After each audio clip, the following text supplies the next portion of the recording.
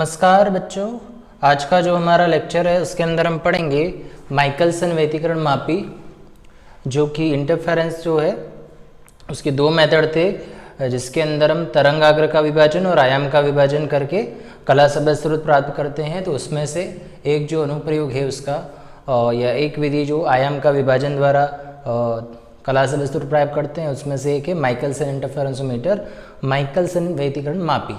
उसके बाद हम इसके अनुप्रयोग देखेंगे, जिसमें से दो अनुप्रयोग हैं और एक और दो और हैं वो नेक्स्ट लेक्चर में देखेंगे। इसमें अपन दो ही कर पाएंगे। एक तो आएगा एक वर्णी प्रकाश की तरंग दैर्ध्य ज्ञात करना, और दूसरा होगा दो निकटतम जो लाइंस होती है स्पेक्ट्रम की रेखाएं जो हैं उनके बीच की तरंग दैर्ध्य में निर्धारण, तरंग दैर्ध्य में अंतर का निर्धारण करना। चित्रानुसार आप देख रहे हैं ये जो है वो माइकलसन व्यतिकरण मापी जो है उसका एक प्रायोगिक व्यवस्था है पूरी ये। तो उसके अंदर आप देखें कि इसमें किस तरह से व्यतिकरण फ्रिंजें जो होती हैं वो बनती हैं, या किस तरह से कला शब्द जो तरंगें हैं वो प्राप्त की जाती हैं। तो अगर इसका सिद्धांत अगर देखा जाए तो माइकलसन व्यतिकरण मापी में कला शब्द तरंगें प्राप्त करने के लिए इसमें आयाम का विभाजन किया जाता है। इस विधि में क्या किया जाता है कि एक वर्णी जो प्रकाश स्रोत है, जैसे सोडियम लैंप है, उससे पीला जो प्रकाश है वो प्राप्त होता है। तो एक वर्णी जो प्रकाश स्रोत से चलने वाली समांतर किरण जो पुंज होता है उसको अर्धरज्य जो प्लेट है उस पर आपतित कराकर दो पार्ट्स में डिवाइड करेंगे, दो भागों में बांटा जाता है। एक भाग जो होता है वो अपवर्तित होता है और दूसरा होता है वो परावर्तित हो जाता है, और यह एक दूसरे के लंबवत गमन करती हैं। एवं दर्पण जो लगा रखे हैं, दो दर्पण है यहाँ पे, उसके द्वारा परावर्तित होकर एक दूसरे पर अध्यारोपित होती है और फिर व्यतिकरण जो प्रभाव है उत्पन्न करती है, जिसको यहाँ पे टेलीस्कोप या दूरदर्शी जो है उसकी सहायता से देखा जा सकता है। तो ये इसका सिद्धांत है,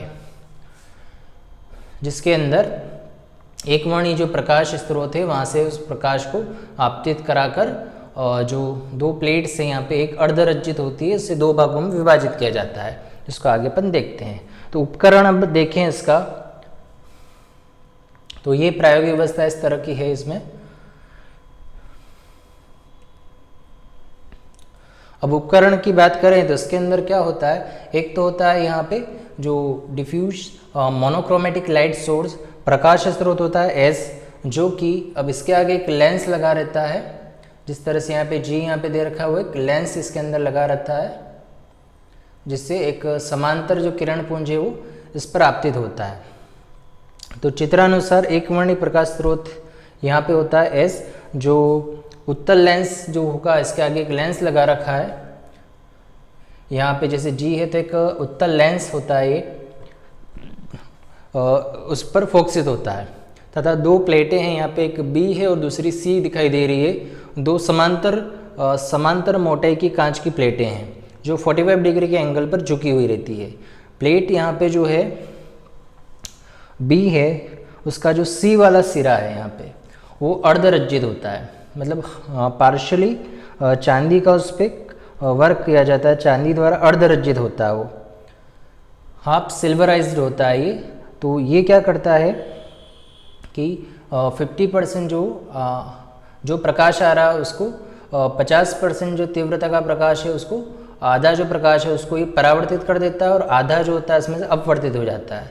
तो इसका ये काम होता है इसमें, तो उसको स्प्लिटर भी कहा जाता है इसमें। उसके बाद आगे जो है ये स्ली जो है वो इसी मोटाई की, सेम मोटाई की कांच की प्लेट है, जिसको प्रतिकारी प्लेट या कंपनसेटिंग प्लेट कहा जाता है। उसके बाद दो दर्पण जो बिल्कुल समतल दर्पण है, ये M1 M2 इसके अंदर लगे हुए हैं, और जो एक दूसरे के लंबवत होते हैं। इसमें से जो दर्पण M1 है उसको माइक्रोमीटर जो स्क्रू है उसके द्वारा सहायता सरकाया जा सकता है, और जो यहाँ टेलीस्कोप लगा रखा है उसमें व्यतिकरण फ्रिंजों को दूरदर्शी की सहायता से इसमें देखा जा सकता है। तो ये इसकी उपकरण की पूरी व्यवस्था है इसके अंदर। अब इसके अंदर देख सकते हैं, एक तो मिरर फिक्स होता है, एक दर्पण फिक्स होता है, दूसरा जो होता है चाहे M1 M2 दो भी ले सकते हैं, एक जो होगा वो फिक्स होगा, दूसरा जो होता है मूवेबल होता है, उसको आगे पीछे सरका सकते हैं स्क्रू की सहायता से, और दोनों मिरर एक दूसरे के लंबवत होते हैं इसमें। और पहले वाली जो प्लेट है इसके आगे जो लगा रखी है ये वो हाफ सिल्वराइज मिरर प्लेट होती है, ये अर्धरचित प्लेट है। और ये जो लाइट आ रही है उसको 2 पार्ट्स में डिवाइड कर देगी। एक जो पार्ट है वो अपवर्तित होता है, दूसरा यहाँ से परावर्तित हो जाता है। यहाँ से जैसे ही अंदर जाएगा इस तरह से परावर्तित ही हो जाएगा। अब नेक्स्ट इसमें देखते हैं इसकी किस तरह की कार्यविधि है इसमें, कि किस तरह से यहाँ पे हमें व्यतिकरण जो फ्रिंजें होती है वो प्राप्त होती है। तो देखिए एक वर्णी जो प्रकाश स्रोत से चलने वाला जो प्रकाश है वो लेंस एल पर आपतित होता है और किरण पुंज के रूप में आगे बढ़ता है। अब जैसे ही ये जो जैसे प्लेट बी दे रखी है वहाँ पे आपतित होगा, 2 भाग में बढ़ जाएगा ये। एक भाग जो होगा वो परावर्तित हो जाता है और दर्पण जो है यहाँ पे लगा रखा है M2 उसकी ओर गमन करता है, और दूसरा भाग जो होता है वो अपवर्तन होता है उसका, और जो प्लेट C जो है उस ओर ये गमन करेगा। एवं अब यहाँ पे जो प्लेट C की ओर गमन करता है और फिर ये जो M1 है उस दर्पण से आगे बढ़ेगा, और दोनों जो दर्पण है उसके द्वारा पुनः ये परावर्तित होते हैं। और चित्र में आप देख रहे हैं यहाँ पे बिंदु O आता है यहाँ, इस जो वाला जो भाग है यहाँ पे, तो दोनों यहाँ पे जो किरणें हैं वो यहाँ पे मिलती हैं और यहाँ अध्यारोपित होती है पुनः यहाँ पे, और फिर व्यतिकरण जो फ्रिंजें हैं वो उत्पन्न करती है, जिसको आप दूरदर्शी जो है यहाँ पे उसकी सहायता से देख सकते हैं। अब यहाँ पे एक प्रश्न आता है कि इसमें एक तो ये वाली जो प्लेट है B और दूसरी ये जो C जो प्लेट है उसको हम कहते हैं प्रतिकारी प्लेट या कंपनसेटिंग प्लेट। इसको क्यों लगाया जाता है, इसका क्या कार्य है?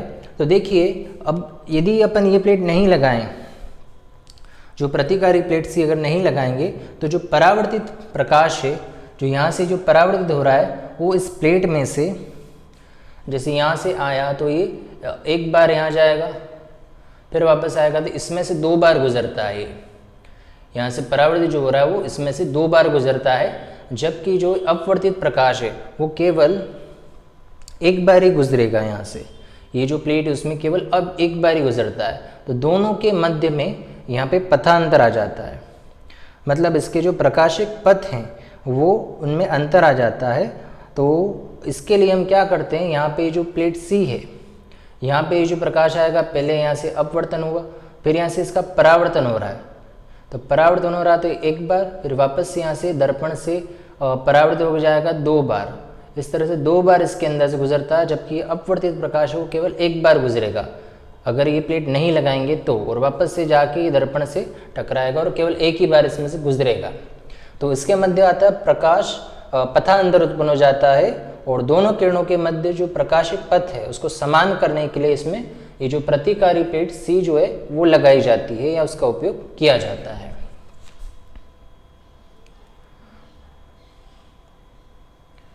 जिस तरह का ये इसके अंदर आप देख सकते हैं यहाँ पे कंपनसेटिंग प्लेट है वो सेम थिकनेस की, मतलब सेम मोटाई की, इसके जो पहले वाली जो प्लेट है उसी की मोटाई की होती है। और इस तरह की ये जो गोल गोल आपको दिख रहा है, ये इस तरह की फ्रिंजें यहाँ पे हमको प्राप्त होती है, व्यतिकरण फ्रिंजें कहते हैं इसको, ये हमें प्राप्त होती हैं। अब इसमें किस तरह की हमें फ्रिंजें प्राप्त होंगी तो वो देखें। तो सबसे पहले यहाँ पे जब ये जो दोनों दर्पण हैं वो M1 M2 जो है परस्पर अभिलंब होते हैं, एक दूसरे के लंबवत होते हैं, तो हमें यहाँ पे वृत्ताकार फ्रिंजें प्राप्त होती है। जो ऐसा चित्र में आप देख सकते हैं, हमें इस तरह की वृत्ताकार जो फ्रिंजें हैं वो प्राप्त होती है यहाँ पे। अब ये जो वृत्ताकार फ्रिंजें हैं उसी को हम हैंडिंजर फ्रिंजें भी कहा जाता है। इस तरह की वृत्ताकार फ्रिंजें हमें यहाँ पे प्राप्त होती है जिसे हैंडिंजर फ्रिंजें कहा जाता है। अब इसके लिए अगर आप देखें तो पथांतर जो होगा वो 2D = cos थीटा बराबर n लैम्बडा इसमें आएगा।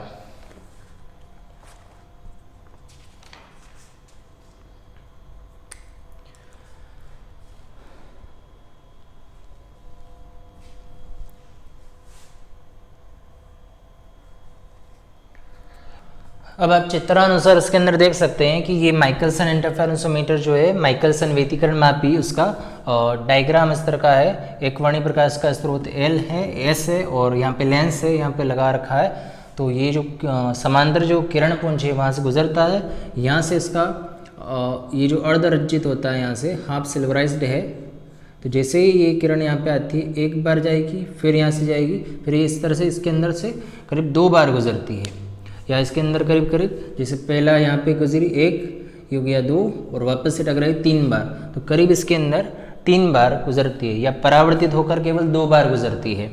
और ये वाली जो है अपवर्तित किरण वो केवल 1 बार ही गुजरेगी, तो पथांतर आ जाता है, इसलिए ये कंपनसेटिंग प्लेट सी इसमें लगाई गई है। अब इसमें किस तरह से व्यतिकरण फ्रिंजें जो इसके अंदर बनेगी,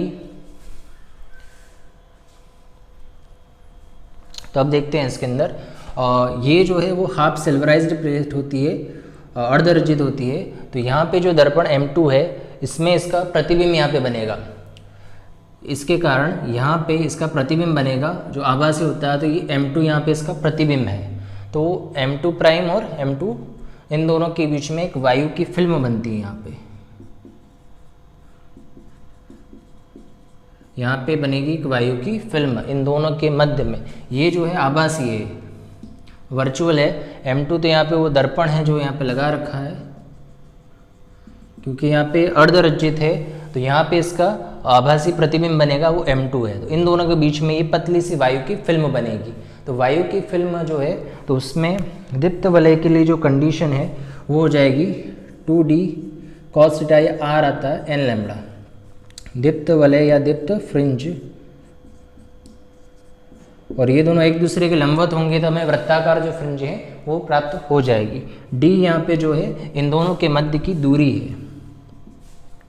और उसी तरह से अदीप्त वलय या अदीप्त फ्रिंज के लिए 2D cos थीटा या cos R बराबर 2n-1 लैम्बडा, ये वाला जो कंडीशन है इसके अंदर आ जाएगा λ/2। तो इस तरह से दीप्त और अदीप्त जो होगा ये इस पे डिपेंड करेगा और R पे डिपेंड करेगा जो थीटा है उस पर। अगर परपेंडिकुलर होगा तो cos थीटा बराबर 0 हो जाएगा। तो ये इस तरह से यहाँ पे अपन को जो दूरी है ये 2D, इस पर ये निर्भर करता है कि दीप्त वलय प्राप्त होगा या अदीप्त वलय। तो पहला तो हमने ये देख लिया। अब स्लाइड में अगर देखें अपन तो ये तो होगी हेडिंजर फ्रिंजे या वृत्ताकार फ्रिंजे, जो M1 M2 प्राइम जो परस्पर अभिलंब होंगे, ये दोनों दर्पण एक दूसरे के अभिलंब होंगे तब हमें प्राप्त होती है, और इसको अपन कहते हैं हेडिंजर फ्रिंजे। जो सर्कुलर जो फ्रिंजेस हैं वो इस तरह से हमें यहाँ पे प्राप्त होंगी। तो पहली जो कंडीशन इसके अंदर हमने देखी कि कंस्ट्रक्टिव इंटरफेरेंस या संपोषी व्यतिकरण होगा तो 2D cos R बराबर n लैम्बडा प्राप्त होगा, और उसके लिए 2n-1 लैम्बडा। और जो फ्रिंजेस मिलेगी वो वाली दोनों जब एक दूसरे के अभिलंबवत होंगे, इफ द मिरर M1 और M2 जो है परफेक्टली परपेंडिकुलर हो एक दूसरे के, तो M1 और M2 प्राइम जो है उसके अंदर एक सर्कुलर फ्रिंजेस मिलेंगी। यहाँ पे इसको हेडिंजर फ्रिंजे कहा जाता है। दूसरी हमें मिलती है यहाँ पे रेखिल अथवा वक्र वाली, जैसा कि आप यहाँ पे आप देख सकते हैं। यहाँ ये जब ये एक दूसरे के समांतर नहीं हो, थोड़ा इस तरह से अभिलंबवत नहीं हो, तिर्यक हो, फनाकार हो, इस तरह के अगर होंगे तो हमें यहाँ पे रेखिल अथवा वक्र फ्रिंज जो होगी वो प्राप्त होती है। ये कब होगी? यदि दर्पण M1 वो M2 परस्पर अभिलंब ना होकर ये तिर्यक हो इस तरह से, या फनाकार जैसे झुके हुए हो, तब सरल रेखी या वक्र फ्रिंजें प्राप्त होती है। और M1 M2 परस्पर ये काटते हैं इस तरह से, तो काट बिंदु पर पथांतर जो होता है वो 0 होता है, और लगभग सरल रेखी है। जो सेकंड नंबर है, दोनों एक दूसरे को अगर काट रहे हैं तो वहाँ पे पथांतर वहाँ पे 0 हो जाएगा, और सरल रेखीय फ्रिंजें इस तरह से प्राप्त होंगी।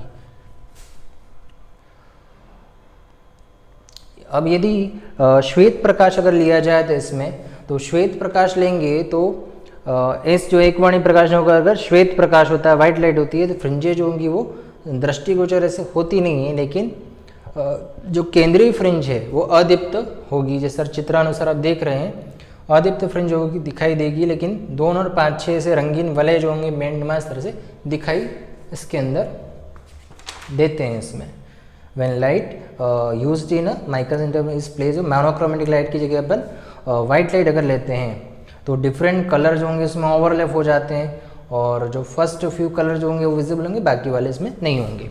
अब इसके अनुप्रयोग पर आते हैं। तो जो पहला अनुप्रयोग है ये है measurement of wavelength of light.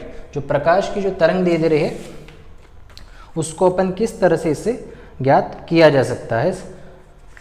जो प्रकाश जो है इसके अंदर उसकी तरंग दे याद करेंगे हम इसमें। देखिए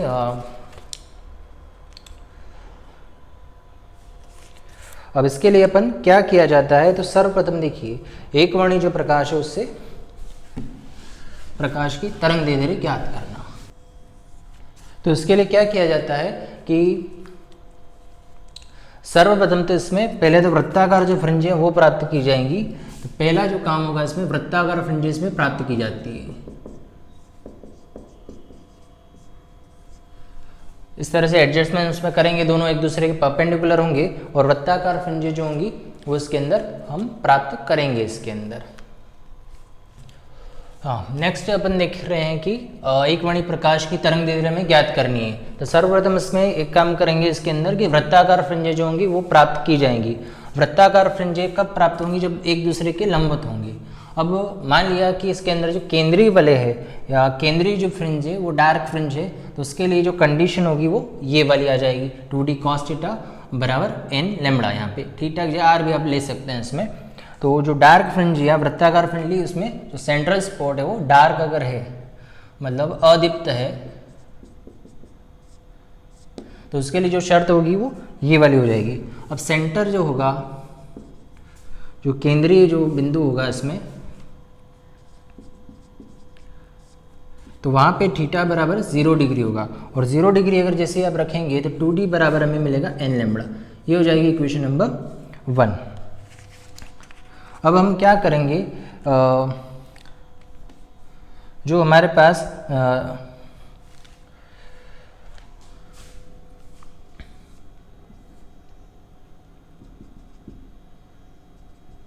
जो ये दर्पण है उसको स्मॉल डी, जो अब यहाँ पे जो डी है वो तो अपने देखा था कि इस जो ये प्राइम वाला जो इन दोनों के मध्य की दूरी है, यहाँ पे m2 या m2 प्राइम जो है इसके अंदर जो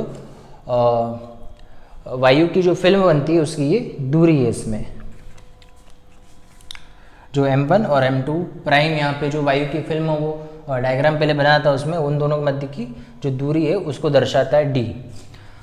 अब नेक्स्ट अपन को क्या निकालना है, इसकी तरंग दैर्ध्य निकालना है। तो इसमें अपन क्या करेंगे, जो दर्पण है उसको जैसे m या जो मूवेबल दर्पण है m1 है या, तो उसको अपन x दूरी चलाते हैं।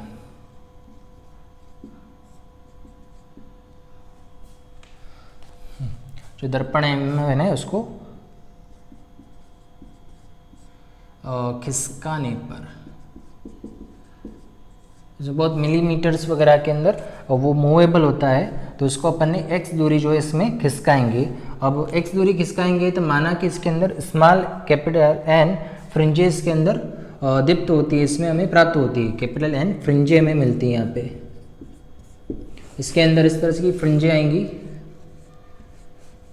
तो जैसे ही ये स्कोप में जो है तो इसमें से इसे गिनेंगे, यहाँ पे 1 2 3 4 इस तरह से इसका नंबर काउंट करेंगे, तो माना कि हमें कैपिटल N जो फ्रिंज है वो प्राप्त हुई, उसके जो केंद्र बिंदु है वहाँ पे। तो अब अगर हम इस फॉर्मूले में रखें 2d बराबर n लैम्बडा और x दूरी खिसकाने पर, तो जो पथांतर वगैरह आएगा 2, अभी d प्लस x दूरी हो गई और जो फ्रिंजें होंगी वो n लैम्बडा में प्राप्त हो जाएगी। तो ये आ जाएगी समीकरण नंबर 2। अब समीकरण 1 वो 2 है तो उसको आप माइनस कर दीजिए। तो समीकरण नंबर 1 में से 2 को घटाने पर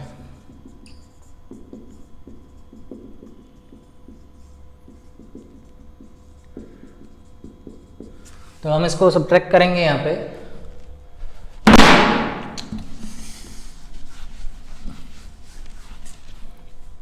और इसमें से घटाएंगे तो हमें इजीली यहाँ पे जो लैम्बडा अपन देख रहे हो मिल जाएगा। तो 2d minus 2 d plus x और यहाँ पे हो जाएगा n लैम्बडा माइनस लैम्बडा इसमें। तो ये 2d माइनस 2d माइनस का ये हो जाएगा 2x is equal to n lambda minus ये n लैम्बडा, ये भी माइनस का कैपिटल n लैम्बडा हो जाएगा।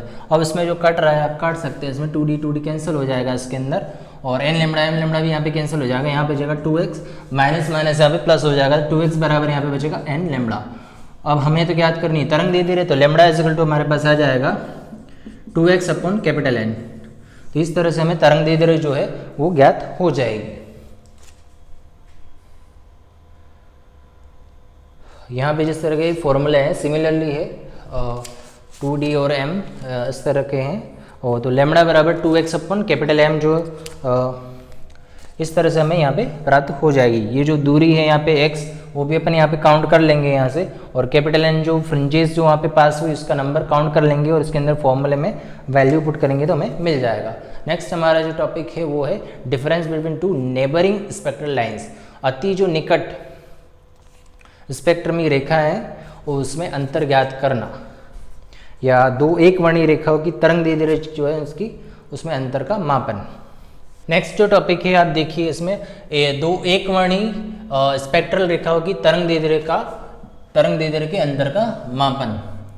तो जो बहुत पास में स्पेक्ट्रमी रेखाएं हैं जैसे सोडियम लाइट है तो उसके अंदर दो वेवलेंथ मिलती है D1 और D2, तो ये जो होती है वो बहुत ज़्यादा इसके अंदर अंतर बहुत कम होता है। तो इस तरह की जो तरंग दैर्ध्य हमें प्राप्त होती है एक वर्णीय प्रकार से, दो तरह की जो स्पेक्ट्रल लाइंस जो है वो प्राप्त होती है, तो उसमें अंतर का मापन अपन किस प्रकार करेंगे, तो उसको अपन माइकलसन इंटरफेरोमीटर की सहायता से कर सकते हैं। तो देखिए यहाँ पे दो तरंग दैर्ध्य प्राप्त हुई, मान लिया λ1 जो है λ2 से बड़ी है इसमें, तो किस तरह से हम निकालेंगे देखिए। अब यहाँ पे D जो है वो आभासी वायु की फिल्म की मोटाई है, जैसा कि इसमें बताया गया था M2 प्राइम और M2। तो यहाँ पे अर्धरज्जित जो प्लेट है तो यहाँ पे उसका प्रतिबिंब बनता है आभासी, तो इन दोनों के बीच की मोटाई है, तो वो है N1 और N2 जो है वो केंद्रीय और चमकीली फ्रिंजों का क्रम है उसके अंदर जो बन रही है वो। तो अब पता अंतर, अब जैसे आपने देखा था 2D बराबर cos थीटा, तो थीटा बराबर 0 तो 1 हो जाएगा, और 2n - 1 λ1/2 पता अंतर जो होगा चमकीली फ्रिंज के लिए इसमें ये आ जाएगा, क्योंकि इसके अंदर वायु की फिल्म बन रही है तो ये वाला यूज में आएगा। उसी तरह से जो दूसरा वाला है तो उसके अंदर भी सेम ही आ जाएगा, तो 2D बराबर 2n1 - λ1 और λ1/2 2n2 - इस तरह से आ जाएगा। अब इसको थोड़ा सा मॉडिफाई अगर किया जाए तो इसके अंदर बचेगा जो, अब जो 2 है उसको अपन बाहर निकाल लें तो 2 का भाग और 2 का गुणा इसमें करना पड़ेगा इस तरह से, और ये 2n1 - 1 है λ1/2 है। तब देखिए इसमें किस तरह से ये होगा, तो ये 2 है जो उसका अंदर गुणा कर देंगे, तो 2 से 2 ये कैंसिल हो जाएगा और बचेगा n1 - 1/2 λ/2, तो ये वाला 2 से यहाँ वाला 2 भी कैंसिल हो जाएगा, तो हमारे पास ये वाला आ जाएगा। सिमिलरली यहाँ पे भी होगा, तो ये हो जाएगा n2 - 1/2 और λ2, तो ये जो है इसको आप लिख दीजिए समीकरण नंबर 1। इस तरह से ये इक्वेशन नंबर 1 हमें प्राप्त होगी इसके लिए। अब क्या करेंगे, जो दर्पण जो है उसके अंदर जो मूवेबल दर्पण है वो M1 है यहाँ पे, तो M1 को अपन x दूरी तक चलाएंगे, इसको मूव करेंगे, x दूरी तक इसको खिसकाते हैं। अब x दूरी तक खिसकाने पे हमें यहाँ पे N1 और N2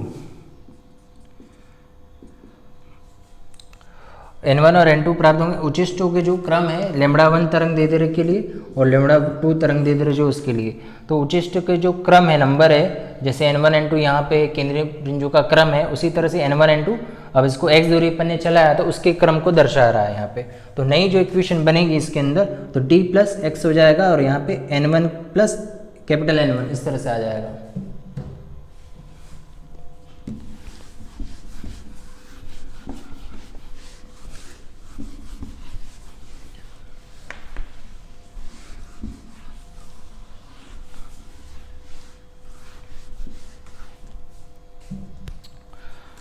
तो जो पहला वाला इक्वेशन था हमारे पास वो था 2D = n1 - 1/2 λ1 = है और n2 - 1/2 λ2। ये था इक्वेशन नंबर 1 यहाँ पे। और उसी तरह से अपने x दूरी पर उसको खिसकाया और इस तरह से हमको इक्वेशन यहाँ पे मिलेगा d + x = n1 है, तो इसके अंदर n1 + कैपिटल N1 - 1/2 यहाँ पे मिल जाएगा, ये λ1 आ जाएगा यहाँ पे। उसी तरह से जो दूसरा वाला है उसके अंदर हो जाएगा n2 + कैपिटल N2 - 1/2 और λ2 इक्वेशन नंबर 2। अब हमें तरंग दैर्ध्यों का जो अंतर है वो ज्ञात करना है, तो दो समीकरण अपने पास प्राप्त हो गई। बस अब इसमें से इसको माइनस अगर कर दे, समीकरण 1 में से 2 को माइनस किया जाए तो हमें वो प्राप्त हो जाएगा। तो समीकरण नंबर एक में से दो को घटाने पर। तो समीकरण नंबर 1 जो है यहाँ पे हमारे पास दे रखी है 2D जो 1 दे रखा है इक्वेशन 1 में से इसको माइनस अगर अपन करेंगे तो ये जो इक्वेशन नंबर 1 है 2D माइनस यहाँ पे हो जाएगा 2D minus x is equal to, अब यहाँ पे n1 n2 दोनों है तो एक को अपन करके देखते हैं, दूसरा वाला इससे आ जाएगा इसके साथ ही।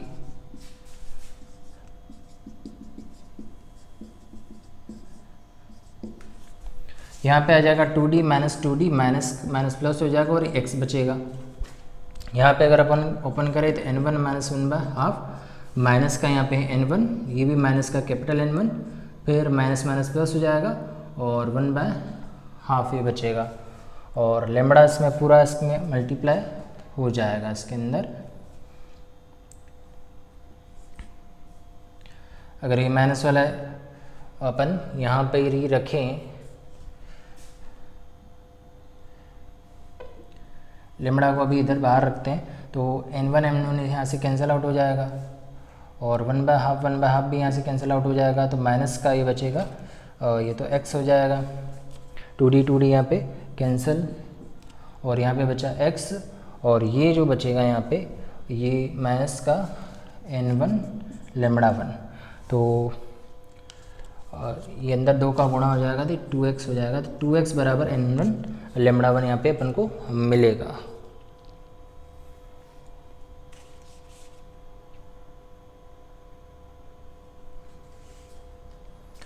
सो यहाँ पे तो 2D और n 2D माइनस एक्स, यहाँ पे तो बिल्कुल ये प्लस का है, सॉरी फॉर दैट।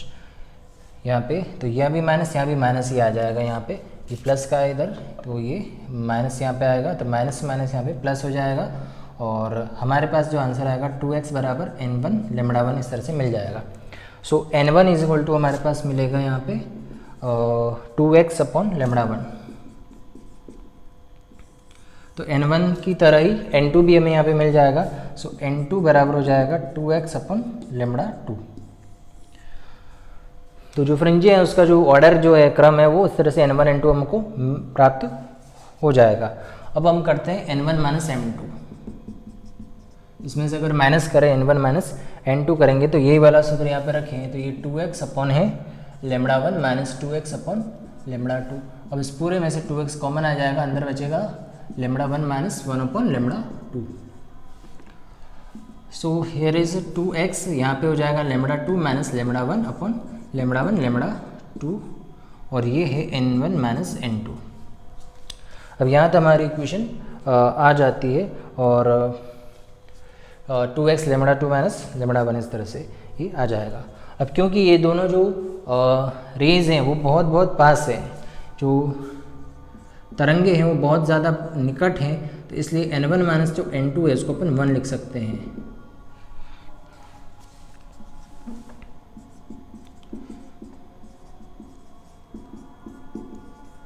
बहुत निकट हैं इसलिए अपन इन दोनों को 1 लिखा जा सकता है। So 2x lambda 2 minus lambda 1 upon lambda 1 lambda 2 is equal to ये 1 आ जाएगा। हमें इसमें याद करना है इसका अंतर, तो लेमड़ा 2 माइनस लेमड़ा 1 जो है वो अंतर को ही दर्शा रहा है। तो अब हम देखें कि यहाँ पे जो मीन वेवलेंथ है लेमड़ा 1 और लेमड़ा 2 की,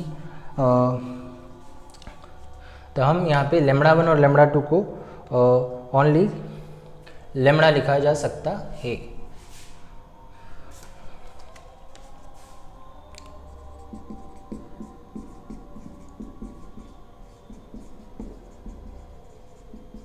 माध्य तरंग दैर्ध्य जो है लेमड़ा 1 एंड लेमड़ा 2, सो ये आप इस तरह से देखिए लेमड़ा स्क्वायर अगर हो जाएगा तो ये लेमड़ा 1 लेमड़ा 2 ये वाला जो है उसको इस तरह से लिखा जा सकता है। जो माध्य तरंग दैर्ध्य इसकी आ रही है वो इस तरह से हो सकती है, लेमड़ा स्क्वायर ऑफ 1 इसको लिख देंगे। तो फाइनली हमारे पास जो रिजल्ट आएगा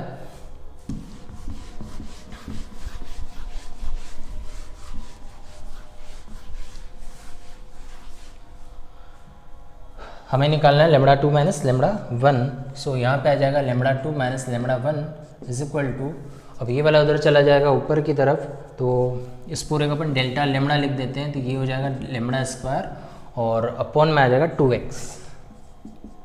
तो इस तरह से हमें जो स्पेक्ट्रम में जो रेखा है उसकी तरंग दैर्ध्य में अंतर इस तरह से हमें प्राप्त हो गया। अब इसमें भी देख सकते हैं स्लाइड के अंदर भी इसी प्रकार किया गया है, बस फॉर्मूला थोड़ा सा उसके अंदर से है 2D बराबर n1 लेमड़ा। ये वाला मेथड भी लिख सकते हैं, लेकिन प्रॉपर जो अपन करेंगे वो इस तरह से ही करेंगे। तो आज के लेक्चर में इतना ही, धन्यवाद।